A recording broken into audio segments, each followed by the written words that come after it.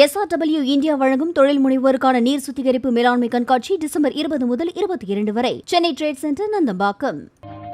கடந்த உலகக்கோப்பை கால்பந்து தொடரில் அர்ஜென்டினா அணியின் கேப்டன் மெஸ்ஸி அணிந்து விளையாடிய ஜெர்சிகள் 65 கோடிக்கு ஏலம் போனது. கத்தாரில் கடந்த ஆண்டு நடந்த உலகக்கோப்பை தொடரில் அர்ஜென்டினா அணி நடப்பு சாம்பியன் பிரான்ஸ் அணியை வீழ்த்தி உலகக்கோப்பையை 3வது முறையாக வென்றது. இந்த தொடரில் அர்ஜென்டினா அணி Saudi Arabia, Mexico, Poland, Australia, Netherlands, Croatia மற்றும் இறுதி ஆட்டத்தில் பிரான்ஸ் அணியுடன் மோதியது. இந்த ஆட்டங்களில் மெஸ்ஸி அணிந்து விளையாடிய 6 ஜெர்சிகள் ஏலம் விடப்பட்டன. நியூயார்க் நகரத்தைச் சேர்ந்த சோதபீஸ் நிறுவனம் சார்பில் ஏலமிடப்பட்ட இந்த ஜெர்சிகள் 65 கோடிக்கு ஏலம் எடுக்கப்பட்டன. கால்பந்து உலகில் அதிக தொகைக்கு ஏலம் போன ஜெர்சிகள் இவைதான்.